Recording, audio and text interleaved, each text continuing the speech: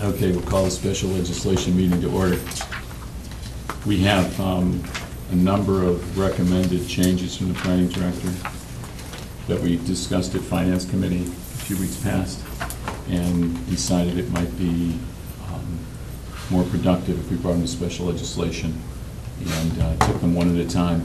And then Jonathan's here, the planning director's here, so we can go through these, each one, and get a brief description, and then any questions that we have, we can deal with. So, you want to start with? I'll start with the 113506 lot development standards.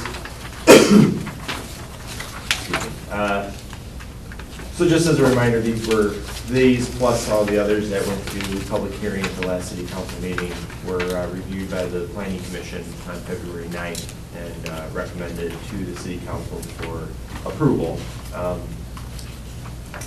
So in 113506, the one change that I had proposed to the planning commission. Excuse me, Jonathan. It's Be page 3 of 10 in the packet. Page 3 of 10, thank you. Wherever it says recheck, right? Yeah. Yeah. Sorry, as I go through, I'll make reference to the page sections, to the pages. Got it. The upper left-hand corner should be the It's with page the numbers. bumps. Got it. Okay, now I see where you're, because I have another section that said 3 of 10. Yeah, because you're all the way into the planning commission All packet. right, Yeah. okay, all right, got it. Got There it, you go. okay, thank you. Okay. 113506 has lot development standards for the C2 Central Business District. It extends in a chart onto page 4 of 10 as well. The only change that I had proposed, and it was kind of, it came out of experience with the redevelopment of the former chamber site at North Court and Friendship Street, is we have a maximum building footprint in the public square area of 5,000 square feet. That is, the public square area within the C2 zoning district is defined as basically the same as the historic district. So Elmwood, Friendship, Spring Grove, or Jefferson and Jefferson Extension, and Smith, and then back to Elmwood. With the, looking at that and understanding kind of the history of it,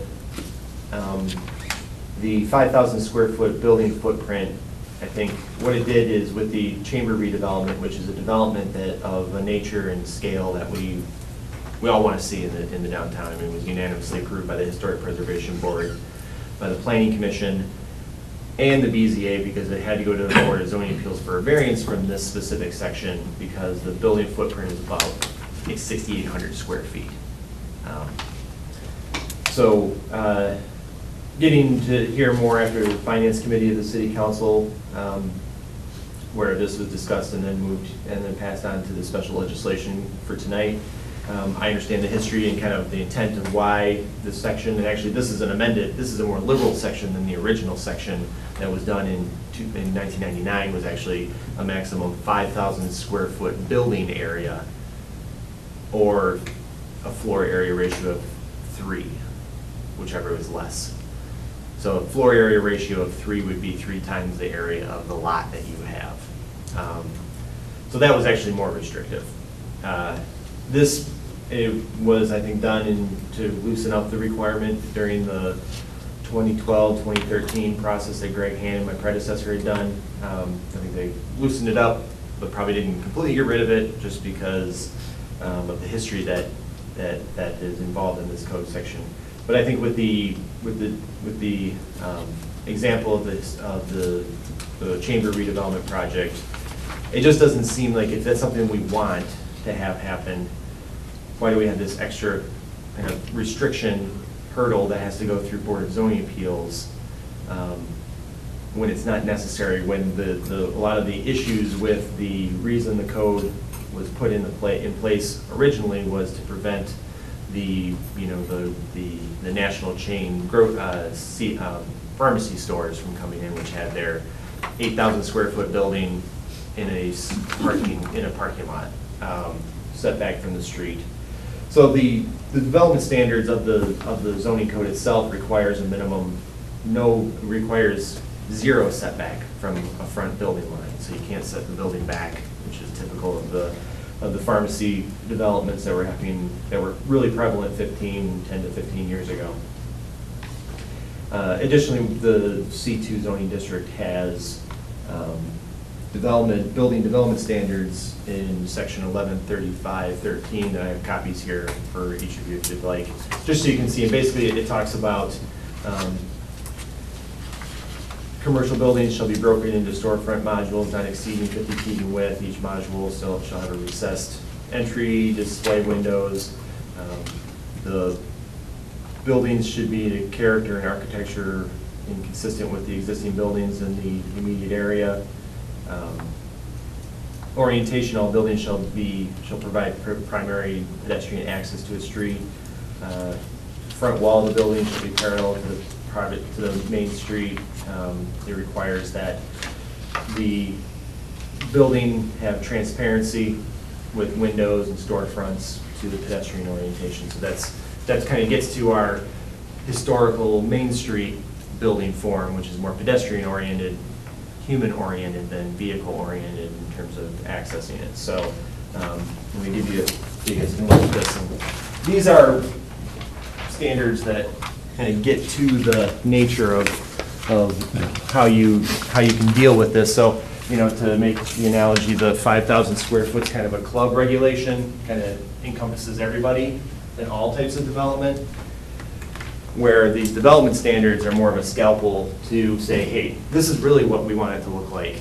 And these development standards are going to get you to that point. So I think the 5,000 square foot just basically pushes buildings into having to go to BZA when it's probably not necessary. Additionally, it makes the old Phoenix building and the Oddfellows building non-conforming right now.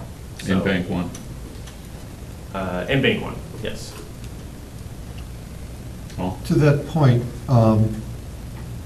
what I'm hearing you say then is if a big box store wanted to come in on the square, and as long as they put the building right up to the street and or right up to the sidewalk, I should say, basically, and the parking lot behind, we could have a big box on the square?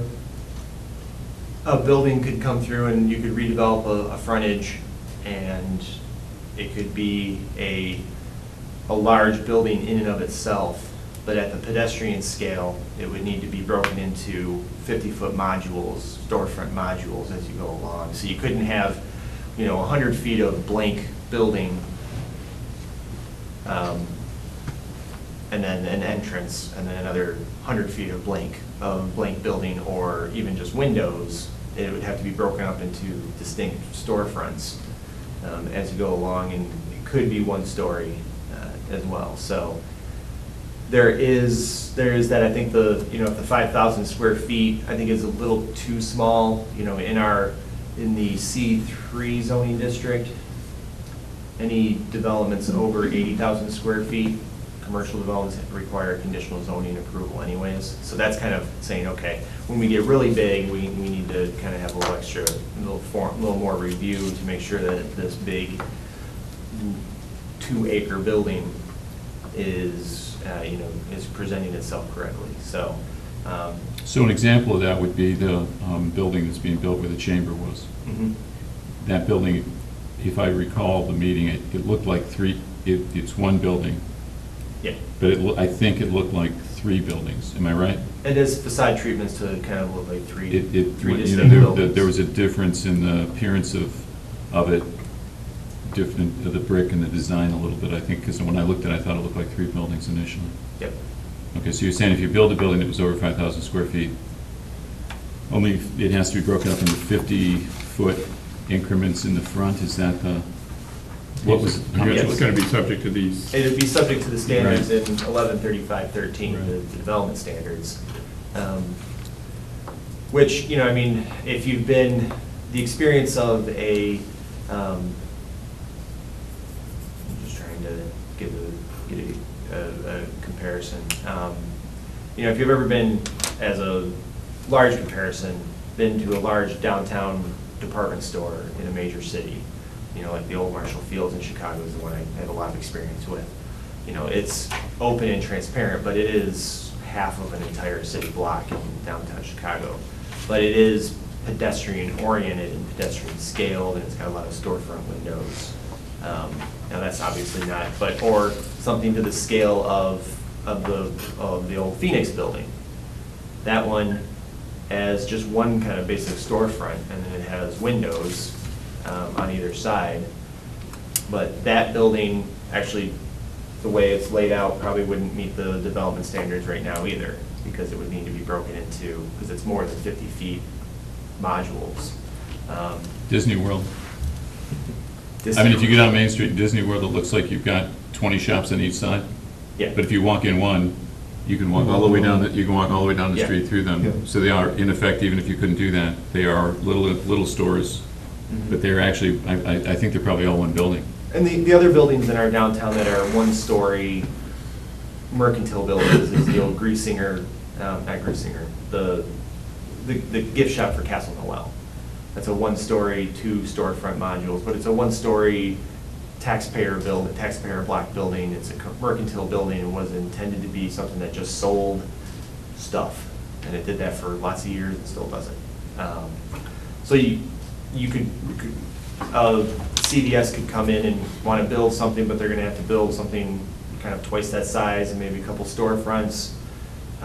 So this would get to the preventing it from being, you know, the Rite Aid across on Friendship and Court is kind of the one that everybody cites, and I cite that too. That's kind of the site planning that we don't want to see in the downtown. It wouldn't be able to be done. That building itself would need to have more larger storefront windows than the small little windows that are kind of designed into the east and south facades of it right now. So And the setback.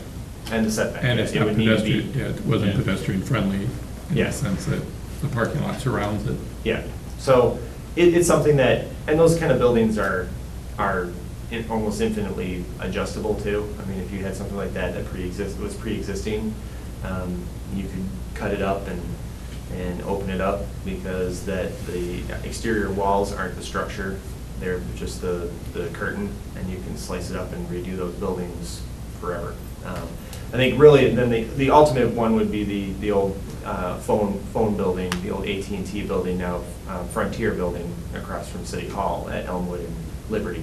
That one has that's just a big bunker building. That's definitely something you don't want to see. You wouldn't be able to do that. But that's got orientation to the street, so that's, you know, it has a good setback If you need a going bunker. for it. So I just think that the 5,000 square foot brings in, it requires a variance for redevelopments, and likely the redevelopments that are going to happen into the future are going to be much more than 5,000 square foot building footprints. That's just the fact of how land is developed now.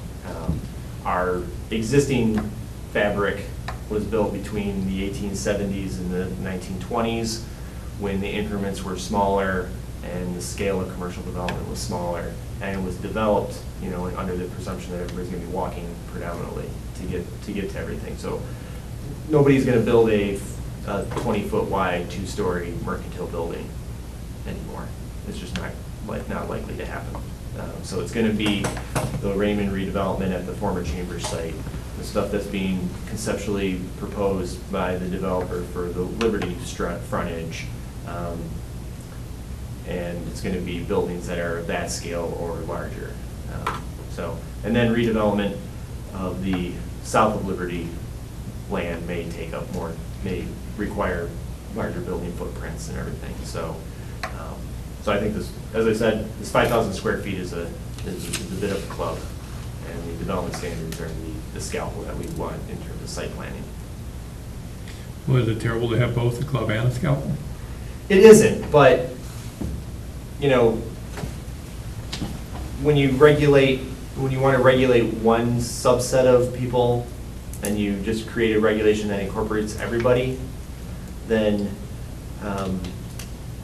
somebody might not like the project at all, regardless of how it's designed or who it is, and they could make an appeal to the common pleas. So and that's what happened at the Chamber redevelopment property. You know, we had a neighbor that things were changing, didn't know, didn't understand what was happening.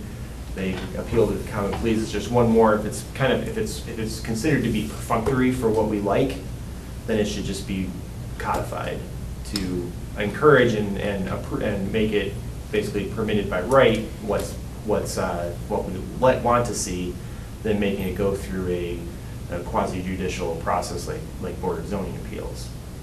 But even had that not been in there, that 5,000 for that project in the chamber, I think that would have ended up in the same spot. It would have anyways, but, yeah, because they had to go to planning commission for site plan approval and conditional zoning for the draft. And the person just wasn't happy at what was happening there, so it's, Yeah, Right. things were changing, so. Life as I know it is changing, right. With regard to the north of Liberty Street development, that would be subject to these, Yes, yep. okay, so there'll be 3 or 4 or 5, whatever it fits, 50-foot sections. Approximately, yeah, I mean, it could be, or a little less, I mean, 50-foot storefronts are pretty big. It could probably be more like 25, probably, so 5 25s. 25, okay, all right. 25-foot 25 wide foot, okay. between vertical columns, which is a more typical rhythm for a Main Street type of building. Okay, and if we keep this 5,000-foot limit, they're going to have to come to the BZA for variance? They could be required. It could be where they design something that basically on paper says this is 2 buildings. So, that's, we really don't, there's really not a definition of building footprint in the zoning code. There's a definition of building, but that's just a definition of building as an occupiable structure. So someone could say, well, I'm going to design it, this is basically 2 5,000 square foot buildings attached to each other. And buildings come and go in terms of the former Ziegler's, now Town Center, was originally 2 buildings in 1875, 1880, when those buildings were rebuilt after the fire. And then they were combined into one to be 1 building, so are they still 1 building, are they 2 buildings? It's kind of a building code semantics. what is Rite Aid square footage, just as an example? What do you think? Off the top of my head, I think it was somewhere between 6 and 85, like 7 and 8,500. Because when we were going through the Board of Zoning Appeals review for the chamber redevelopment, for a character neighborhood, I kind of laid out the basic data of like, this is their footprint. This building across the street is 7,500 square feet, where Michelle's Restaurant and Fabric Obsession, that building's like 7,500 square feet. The Rite Aid, I believe, is about 7,000 or 8,000 or so. I didn't really include it because it's not technically in the public square area, so. Yeah. So it wasn't a comparison that I made, but it is about that size, and it's fairly typical for those. But I think after the big push between the late 90s and 2000s, I think the country is full of these pad pharmacy buildings. I think probably more than we'll ever really need as a population. And I think that's where a lot of our hesitation comes from when there was another one looking at a spot. It was the Castle Noel parking lot site. Oh, yeah. And that was so close to the square that it was just, it did not give any of us a good feeling that that's what we wanted as kind of that approach up the hill to the square. Mm-hmm. So I think that's why we're hesitant. And I guess I'm sorry we're being overprotective of the square, probably in that area. Oh, no, I mean, it's part of the.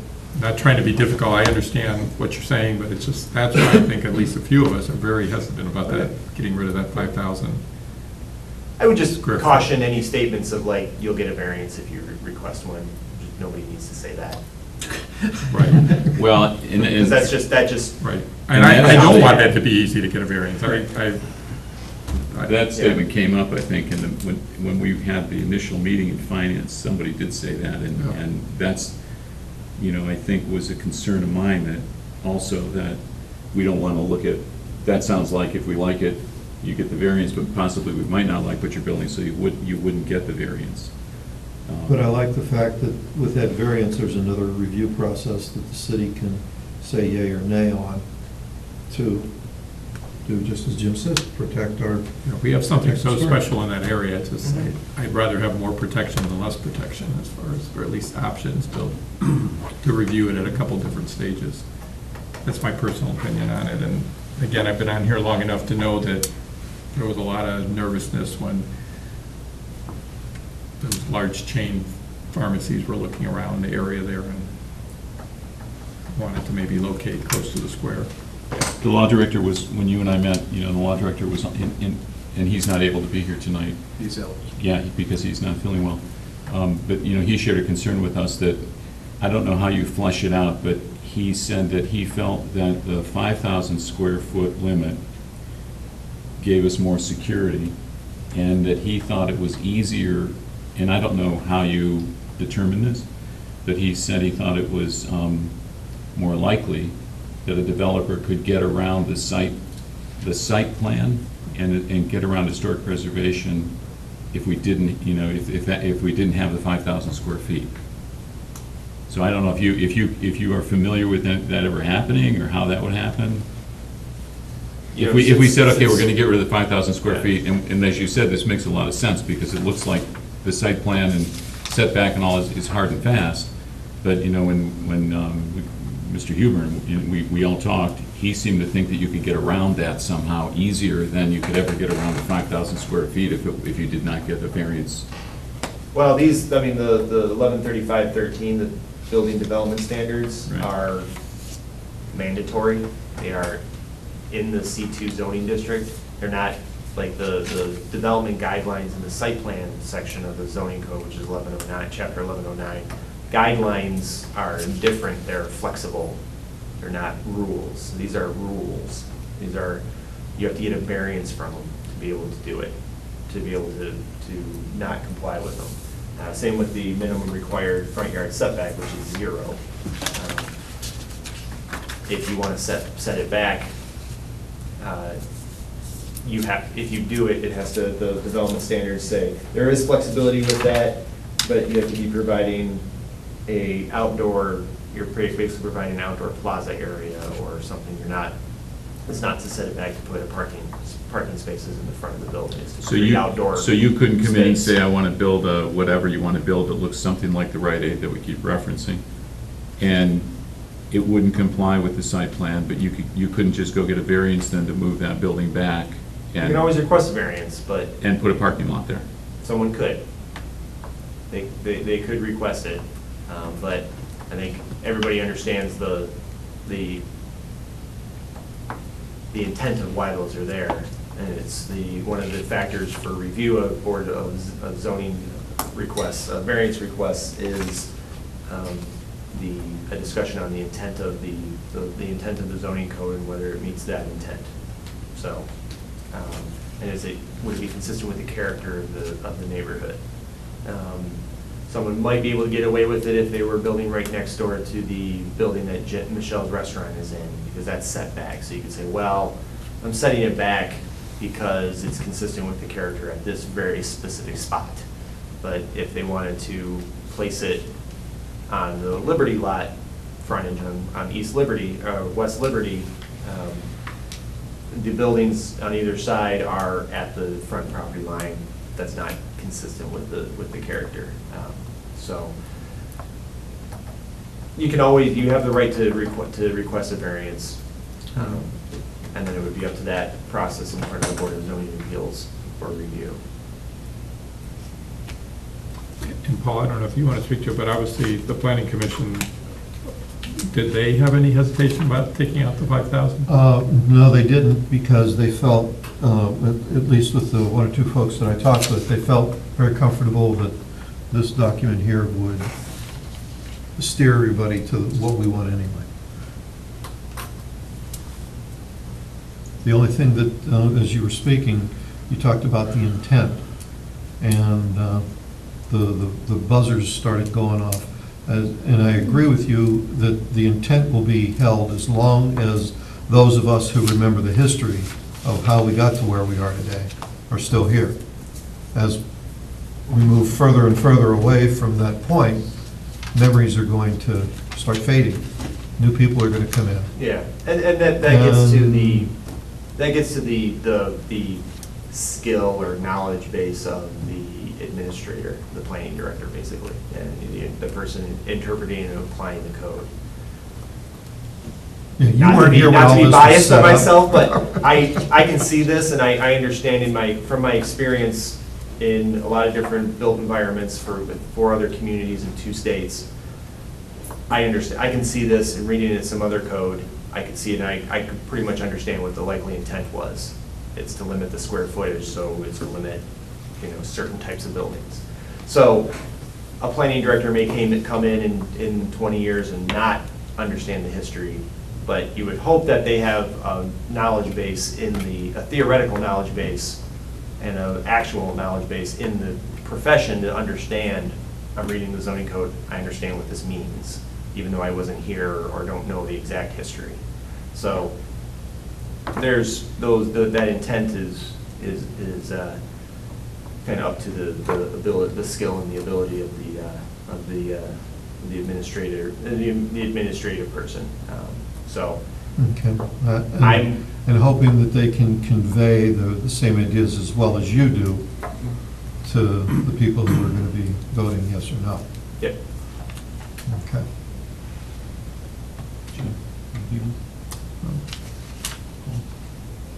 I don't have any more questions. Mayor?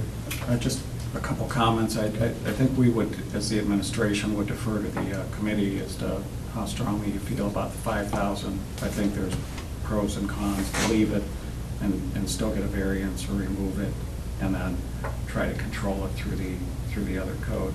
I would respectfully caution that it's probably better that we're not identifying a corporation or a group when we're talking about buildings that we like or don't like, as opposed to a box of about this size surrounded by parking lot and set way back off the street.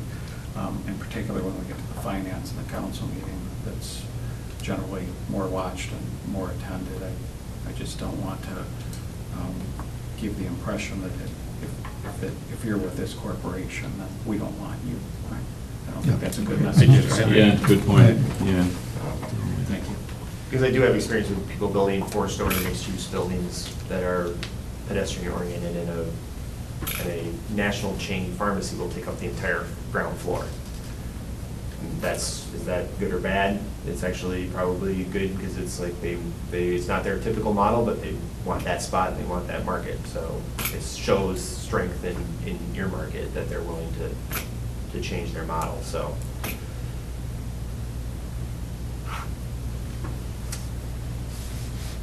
What are you gonna do? We're gonna vote on these one at a time, or? You want to vote on them all together or one at a time? I would prefer one at a time, I just think in we have case. to, I think you should, because that way One at a time? we'll know how you vote. Well, I'll make a motion then for 113506 to delete the 5,000 square feet requirement. Second? all in favor? All right. All opposed? Aye. Abstains? Sorry, what was that? I was waiting for the next one. He kept looking at me like I'm not gonna. Wait, Did you first vote of all, you said for to leaving the leave 5,000 square feet? 5,000? No, I'm voting, no, To I take said it to out. remove. Oh, you said to leave, you did. He did say delete. The To motion delete, is to delete the 5,000. I thought you said to leave, I didn't hear No, delete. sorry, Okay. to delete delete the it. 5,000. You Okay, that voted- makes more sense now, could you? And you voted to delete it? Yes, I did. And you voted to delete it? No, I voted You not voted to delete it. Okay. And Tiebreaker vote. I'll vote not to delete it. Okay, so Bill is So it remains. no, Okay. Jim is no, Paul is yes. You have to understand that rarely do I ever conduct a meeting. Usually I just have to sit in the corner and. Thank you. Well, you were looking at me like if you're waiting for me to say yes on that. I needed So to. that was kaput. Additional section.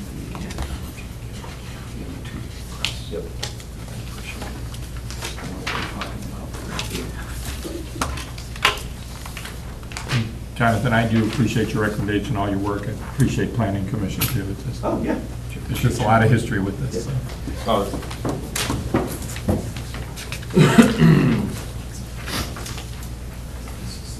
All right, next one is, That goes with that. next one is on page 5 of 10, the beginning of the packet. This would be changes to section 1147.13, the preamble, as well as the preamble of 1147.1.16.16. These are two sections, the preambles for the sign requirements for specific zoning districts or areas of the city. So one is for the MU district, the multi-use zoning district, and the other 1147.16 is the preamble for conditional sign permit design guidelines. So, as I have my staff comment there, in the 2012 to 2014 planning and zoning code update effort, there was a discussion and recommendation by the Planning Commission and approval by the City Council as it was finally approved in 2014 to not require Planning Commission review, conditional sign review for signage within the TCOB, the Transitional Corridor Overlay, and the MU district. So that policy and requirement was removed. Unfortunately, the preambles to 1147.13 and 1147.16 were not amended to be consistent with that. So 1147.13 was basically to remove conditionally permitted and subject to the design guidelines, conditional sign permit guidelines for 1147.13. And then in the 1147.16 to remove reference to MU and OS and TCOB districts, and remove a number of other, as well as electronic message centers and pole signs and outline of the building and roof line. It's not removing those from conditional approval. They're still delineated as conditional approval just in their other parts of the sign code. So these are just duplicative, and plus, if you read the non-amended paragraph, it's terrible the way it's written. It's hard to read, it's hard to understand. So I basically removing stuff to make it clearer in terms of the intent of this, the preamble to this section. So basically it would just say, in reviewing a proposal for conditional sign permit, the Historic Preservation Board and Planning Commission shall consider whether the proposal meets the following design guidelines, which are in addition to the design criteria for all signs listed in section 1147.07B. So the section where pole signs are talked about is in the C3, the commercial and industrial zoning district section of the sign regulations for those districts in the sign code. Electronic message center signs are in a different section of the sign code and are delineated to be conditional sign approval required as part of under the regulations of 1147.16. And I guess we don't need to put in parentheses Historic Preservation Board within the historic district, because that's the only place that they review them. So it's just less text in there, makes it clearer. So these changes really just get to the intent of the zoning code changes in 2012 through 2014. So these were at the Finance Committee. I think the committee said, wait, we want to continue doing, I thought we wanted to have that extra review in the MU, but they'd already kind of gone through the whole process with the Planning Commission and City Council 3 years ago to codify that process, where basically you come through and you get a sign permit, you have to meet the sign code requirements of that underlying zoning district, like the MU, but it's just administrative. It doesn't require a potentially 3 to 6 week process to get to Planning Commission for something that's fairly perfunctory and fairly consistent and common in the built environment. So Jonathan, can you give us an example? So it looks like the MU goes along Liberty here. Yes, it goes along West Liberty, up North Court, east, a little bit of East Liberty and East Washington. So a lot of this is where there's like houses that were turned into commercial? Yeah, that's the intent of the MU district, which was created in the mid-90s. These areas were C2. Okay. And they were like, well, let's preserve the character, but allow for the reuse of these buildings or the fluctuating use of these buildings between residential, small office, or small retail, but keep the residential character of the streetscape. So the signage is actually reduced than what you can have in the C2 zoning district or the C3. It's fairly small. It's not a 40 square foot sign. You get a 12 square foot ground sign. So the signage requirements are reduced and are pretty strict and explicit. So having the extra process for a conditional sign approval doesn't add value to what's already required in the code. So I'm trying to think of one that's been fairly recent that maybe would have changed over. Was the CPA, was that an example that's on Broadway? That's in a house and there's a CPA firm kind of. That's actually not in the. That's not MU. Well, it is MU. So Okay. the Rents Insurance next to Gorsick, right across the street, the Okay. the White Dutch Colonial, that one went up without having to go to Planning Commission under just administrative review, but it's smaller because it has to meet the reduced sizes of the MU zoning district sign code requirements. 10 Towns Church around the corner Yes, okay, that one on did. Liberty is another one that's fairly recent.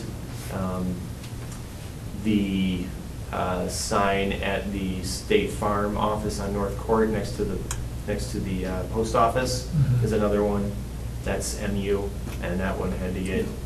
They changed it or did? Yeah, they just changed it under administrative review of a sign permit, which was kind of the policy intent when we were going through the text amendment. Unfortunately, the zoning, the code wasn't changed accordingly. Okay. And the VFW sign on North Broadway? That required conditional zoning approval by the planning commission, went through that process. And and electronic message centers where their signs, where they're permitted, are still required to be conditionally reviewed and permitted by the planning commission. Okay, so. Fairgrounds and Yeah, the fairgrounds, the Eagles, so they're the, Dr. O'Connor's up there by Kmart.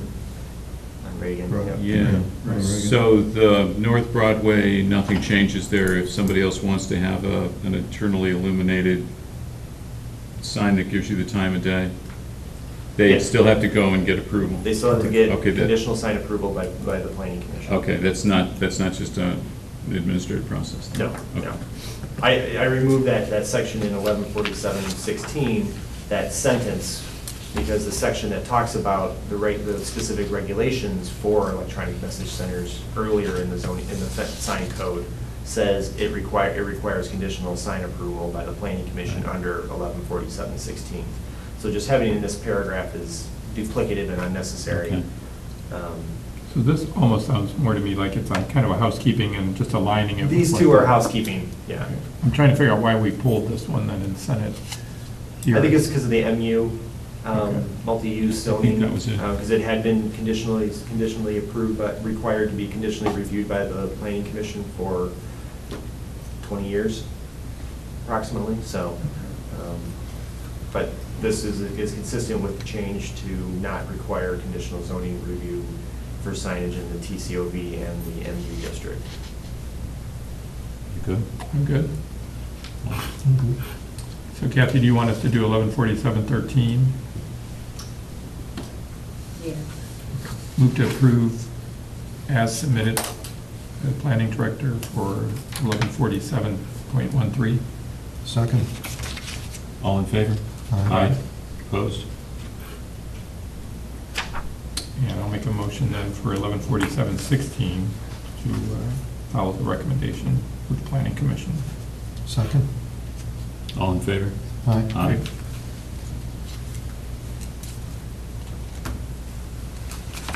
Fences?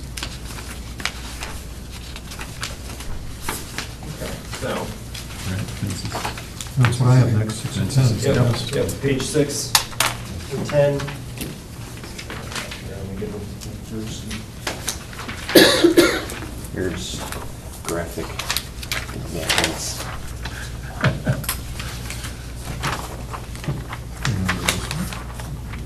Of this.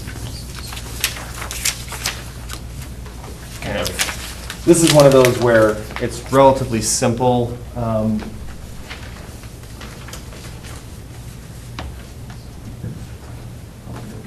Additional copies for anybody if you want more.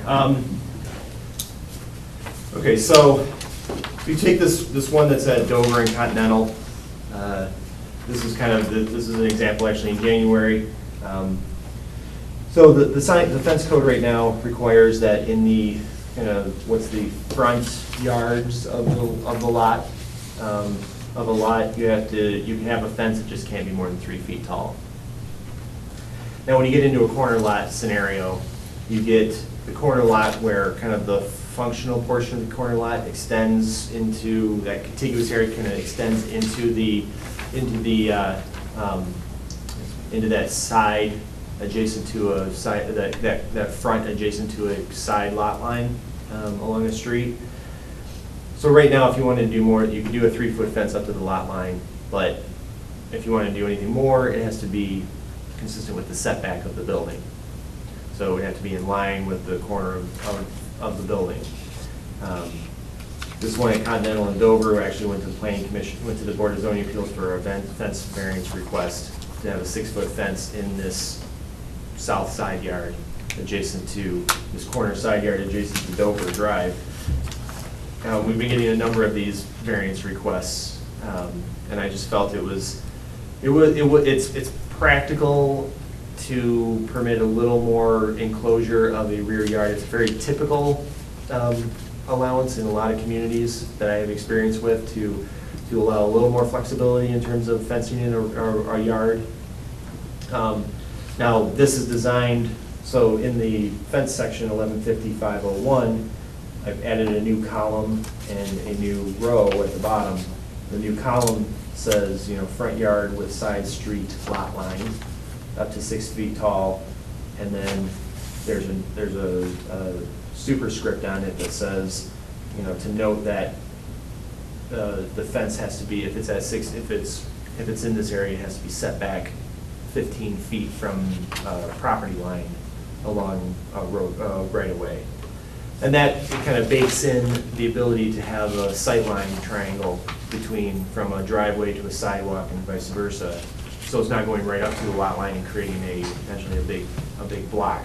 But then it does afford this owner the greater use of a more contiguous area of their rear yard if they wish to enclose it, instead of having approximately a third of it outside where it's not really part of the usable area of the yard.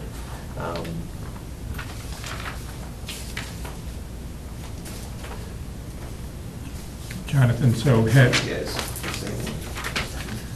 in this example here, Talking about that one. Jonathan, by code right now, it would have had to go straight to the corner of the building, Yes. to the corner of the house. So then they came to BZA, requested the variance. And is this a 6-foot or a 3-foot fence right there? That's just a line that I drew on with the GIS, but that kind of is assuming a 6-foot fence. They Okay. actually, this one in particular, the BZA and them negotiated a 4-foot fence instead. In roughly this area that you have? Yes. Okay. Had it been 3 feet though, are you saying it could have come further out? You can go all the way up to the To the lot line. sidewalk? Yep. Yeah, because a 3-foot is not an obstruction to pedestrians or bicyclists on a sidewalk with a car. Everybody's heads are above that 3-foot level. But people have dogs and people have children, and 3 feet, they typically are like, it's really not that enclosure that we're looking for. So the 6-foot fence into the side yard is, I don't think, is not unreasonable. And if you look at the other example on Harmony Ridge Homestead, this is kind of a little different scenario because it's kind of different layouts of lots and different size of lots and layouts of houses on the lot. So that's another scenario where this could be allowed in the side yard, even though kind of the front of the houses face the long side of the lot. You could still have, it kind of shows theoretically, what that visual might look like on the street, but you'd still have the 15-foot setback to mitigate any sightline triangles off the driveways to sidewalks. So it's typically, I think the objection is aesthetics. Now, people have had afforded a open view across neighboring front yards and neighboring yards, but now if there's a fence, it's more obstructed. But it does afford that the adjacent property owner, the person with the corner lot, the ability to fence in more of the yard. And this would only apply to the sides that are the front yard with a side street lot line. So the house at Dover and Continental, they couldn't put a fence in the front yard facing Continental, because that's a front yard. That's a front yard. The lot line along Dover is not, or the lot line along Continental is not a side street lot line. In the picture of Harmony and East Homestead, the house on the right, isn't that the front yard where the driveway is? No, that's a side yard. That is, it's a front yard with side street lot line, even though it's the front of the house. Okay, so the front of the house is on Ridge. Ridge. The front of the, are you talking on the south side of? Yeah, that Homestead? one, Yeah, yeah. so the front of that house faces Ridge, Ridge. But the driveway's on but the Homestead. driveway's on Homestead. And their address is, Their address is probably Ridge. Yep. so their address is Ridge. Sure. So that makes that their backyard. Correct. Okay. Yeah, I have it labeled kind of as like rear labels. I guess one thing, though, that by changing it, these people apparently were gonna put up wanted 6 foot. Yes. You said you negotiated 4? Well, the Board of Zoning Appeals and the applicant Negotiated 4. negotiated. So if we change it to 6 foot, nobody will negotiate it to 4, right? Less likely, because they can do it 6 feet. Yep. They don't have to come to BZA and Right. negotiate it. Right, They so can do there's, it any height they want up to. right. 6 feet. But in my view, the compelling government interest is the safety factor on site triangles, so that setback helps deal with that. The 4 feet versus 6 feet, whereas I don't really see the compelling government interest in terms of that differential. Like, what does 4 foot versus 6 feet provide for, what's the rationale to be like, well, 4 feet. Why did they limit 4 it? feet. Why did they negotiate it then? I think it's because, the existing code is 3 feet at the lot line. Can you get something that's a little more in line with the intent of the code at the moment?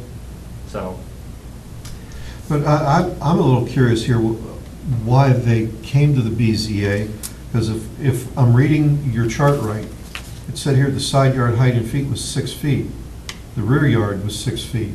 So where was the negotiation if, It would have had to been at the corner of the house. They would have had to move it back to.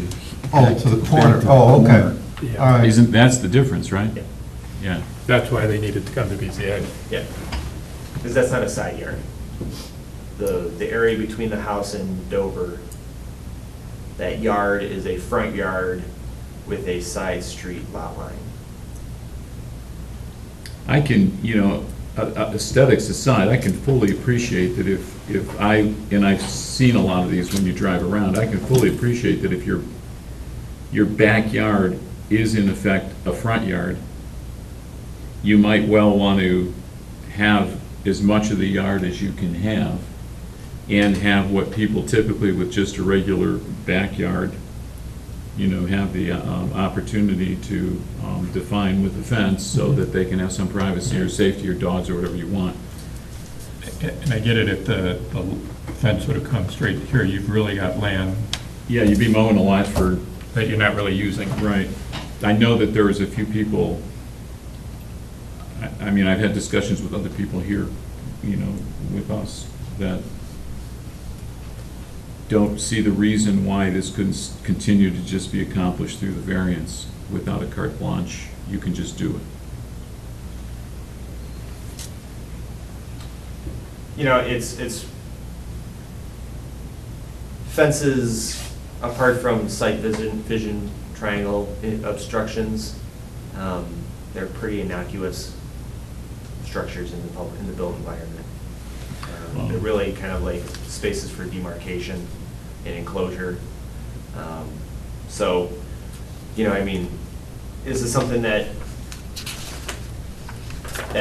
you know, in single-family neighborhoods, it's really common to have a 25 to 40-foot setback in every place I've worked, you know, every zoning codes I've Yeah. looked at that are similar built environments. So that's a pretty common, typical, consistent regulation. Fences, it's been all over in the places I've worked and codes I've seen. I mean, I worked at Heber Heights, Ohio, down by Dayton, they had no fence regulations. And you drive through the 50s, 60s, 70s neighborhoods, which are modern subdivisions, and it's kind of an unwritten rule that it all just kind of stays open and there's not a lot of fences, nobody's barricading their entire front yard, their entire yards with 10-foot fences. So,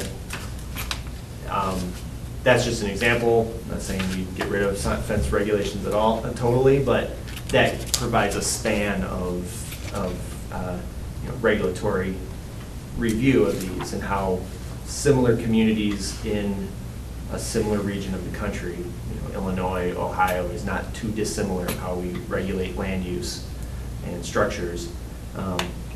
It's been a wide range of regulation scenarios, so. I think it provides a little more flexibility to people that have the yards, and if this 15 feet setback mitigates, you The safety know, issue. objective sight vision obstructions.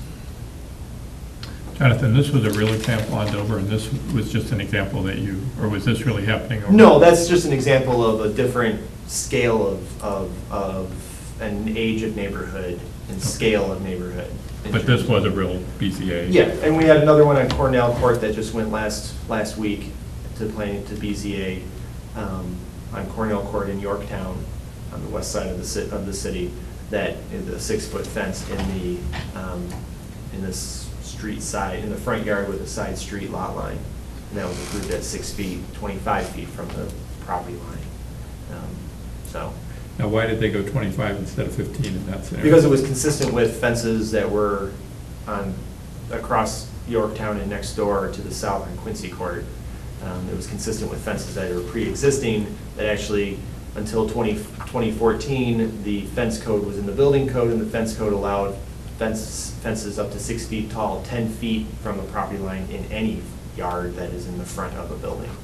So in a functional front yard, these people on Continental could have taken a fence, a 6-foot fence in the front yard up to 10 feet from the front property line along Continental. So the code used to actually be much more liberal than it is now, and then it was more liberal than what's proposed at the moment. Would this not also help with, I think there's in code that if you have a boat, you know, if you have an RV or something, don't you have to put them in the backyard in the winter? Isn't there something in? They have to be to the side or rear of a To property. the on side or paved the rear. surface. On a I'm hard thinking surface. if you were this house that used for the example on Dover, that is their backyard. So if you lived here and you had one of those, a vehicle or something, you could put it here then, right? No, No, You could put that's it. still a front yard in terms of that code.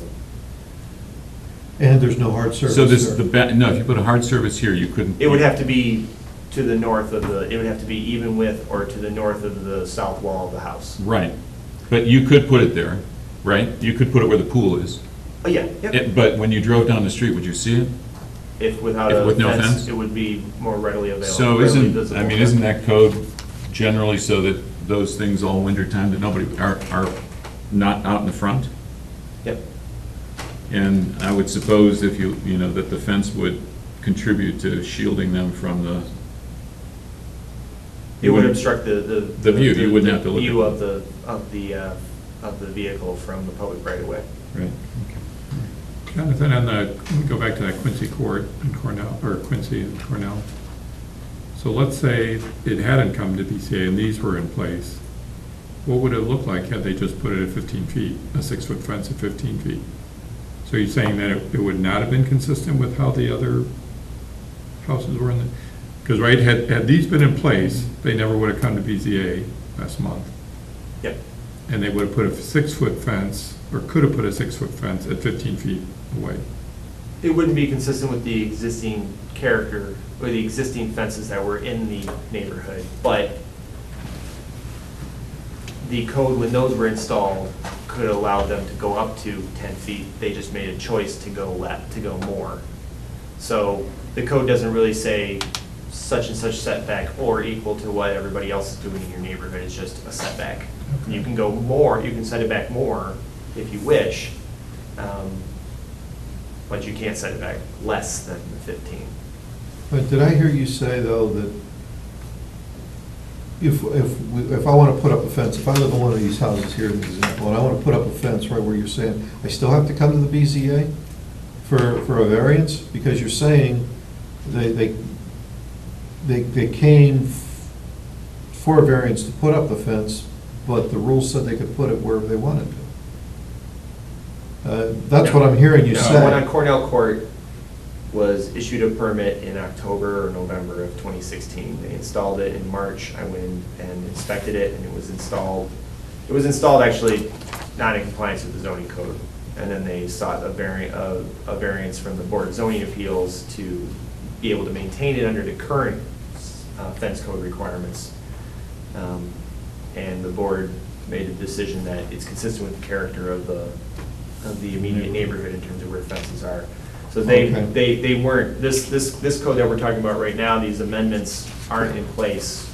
So they have to, if they want a 6-foot fence, it has to be equal with the setback of the house. Okay.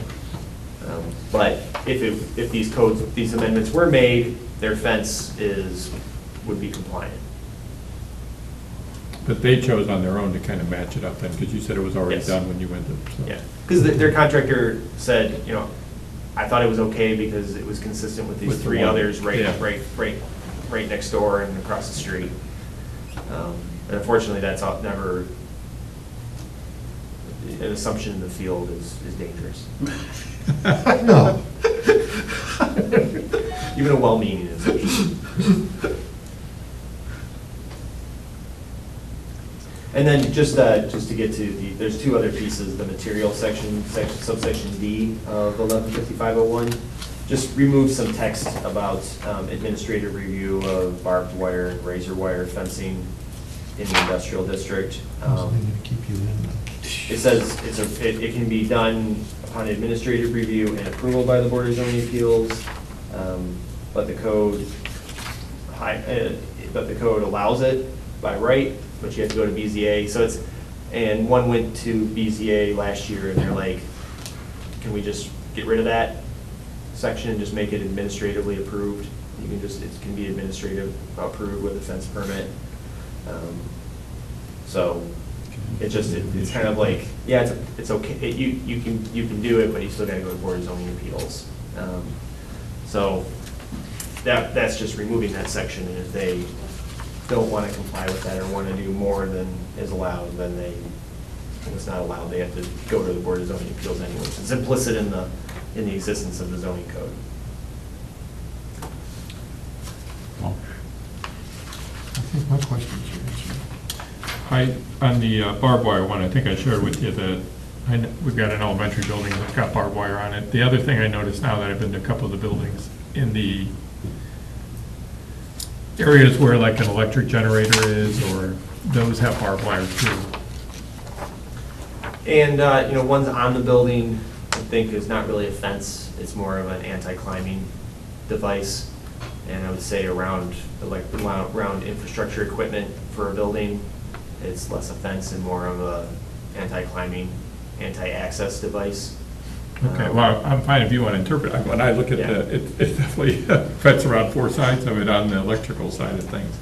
I just got a little nervous when I saw only in the industrial district, and I'm thinking, there's probably And other. that may have been one of those when they were built and the fences were put up, it was never reviewed formally and didn't, it was never an issue and nobody complained, and it's just, it would be considered existing non-conforming right now. I was just thinking going forward though, where it says barbed wire or any other type of animal shall only be permitted in the industrial district.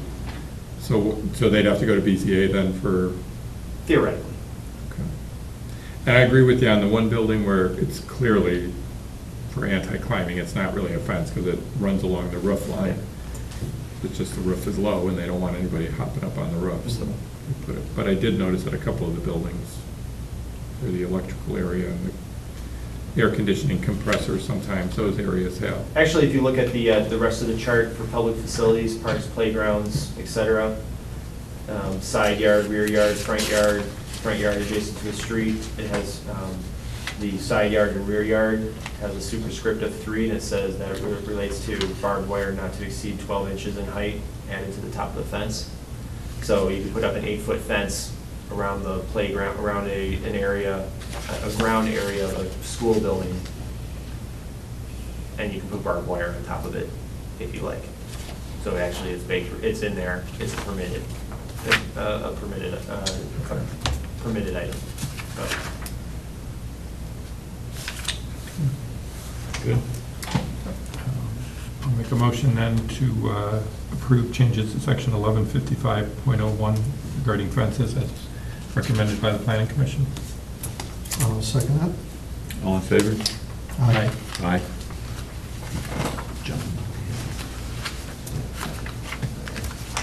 One more. one more. One more.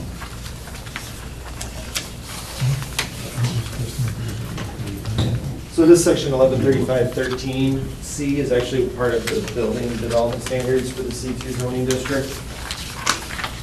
And this was kind of something suggested by the Board of Zoning Appeals after 2 variance requests by buildings neighboring each other in the downtown. One is Landmark Homes, which is, that's a current picture of the building.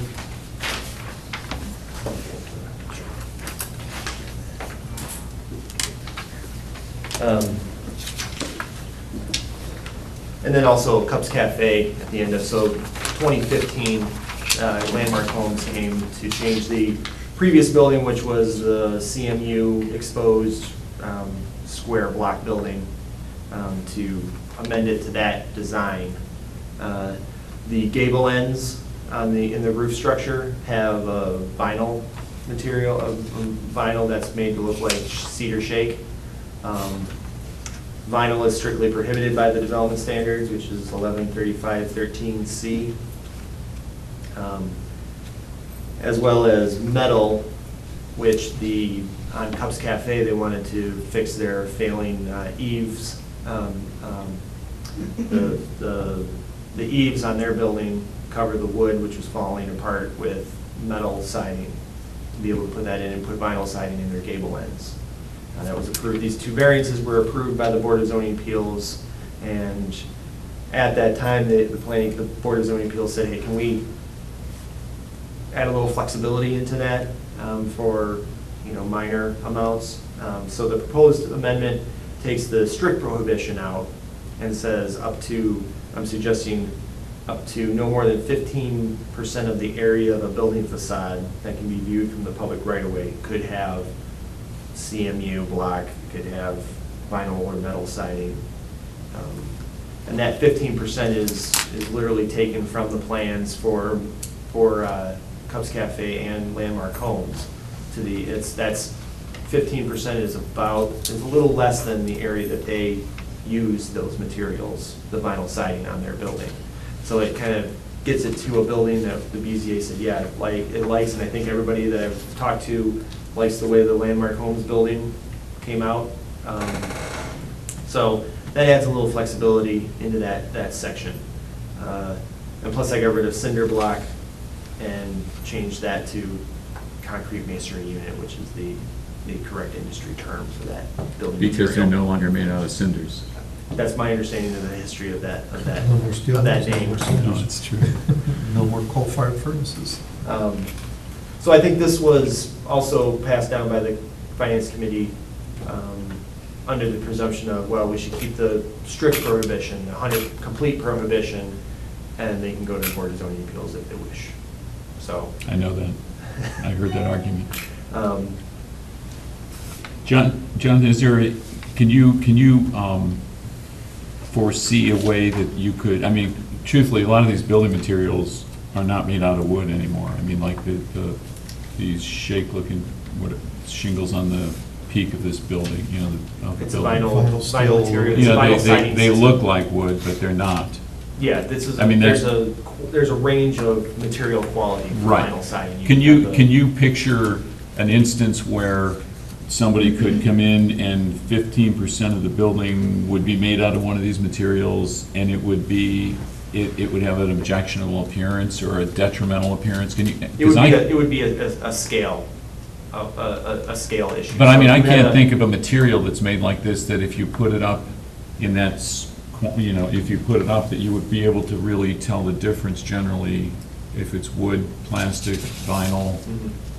Mhm. You know, these things on the roof, these shingles or whatever they are on that peak. I don't think if you stood on the sidewalk, you'd know what they were made out of. I mean, if you had a building facade that's 10,000 square feet in Right. area,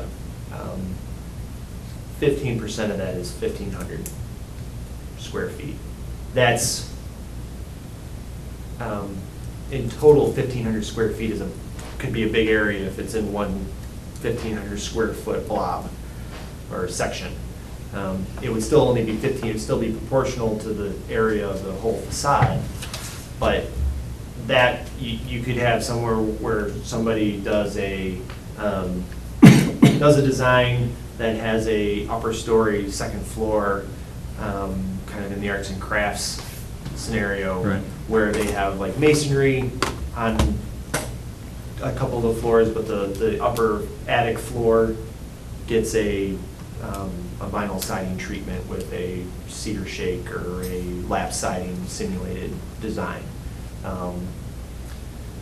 You could probably get that on a, maybe not a Second Empire attic roof design. But I think the place that it really would come into play would be architectural styles of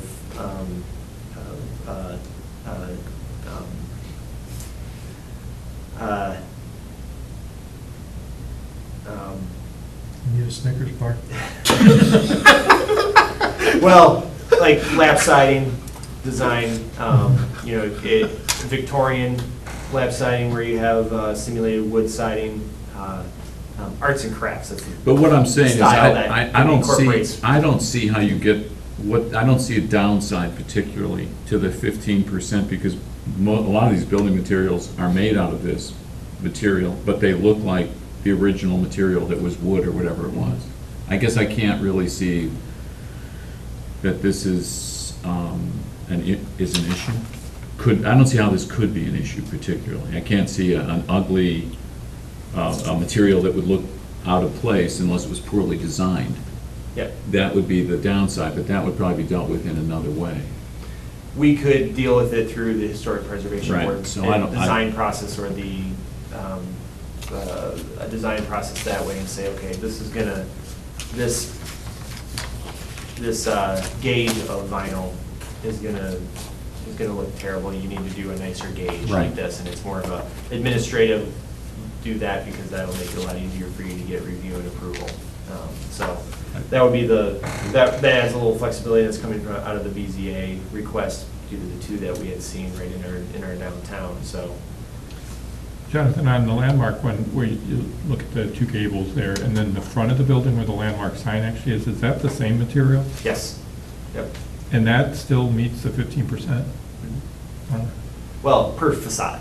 So the south facade of the building, the two gable Mhm. ends, that's approximately close to 15. 15% for that And side. the east facade of the building, that gable is about 15, is no more than 15% of that facade. Okay. And the facade includes the big pane of glass It's taken. Yeah, basically the area of Okay, the, I think of that that- flat side of the building. That's why when you look at it, you eyeball it real quick, like it makes it look like that It gable looks is bigger more than 15%. Because a Right. large portion of the first floor of the facade is transparent window. Right. So And it you- reads and- more proportional. And to Bill's point, as building materials change, we are going to be going further and further away from wood and other natural things, and more towards constructed Sure. type materials. And I don't know, I think this is a good way to keep us in with what we want, but also recognizing we do have to move forward in certain things. And did you say on Cups Cafe it was under the eaves, is where they used it? Yes. Yeah, It's the actually bottom prob- of the bottom of the eaves were failing, so that was where the metal siding was going. And Which then actually, gable- unless you walked right up to see it, I mean, I don't think you can notice that from driving by. You wouldn't unless you know what you're looking for. Okay. Okay, why, we good? Yeah, I'm good. We'll make a motion then to make the change to 1135-13C as recommended by the planning commission. Second? All in favor? Aye. Opposed? None? Did you print this, man? Jonathan did, thank you though, this is very, Thank you. very handy. It's a big help.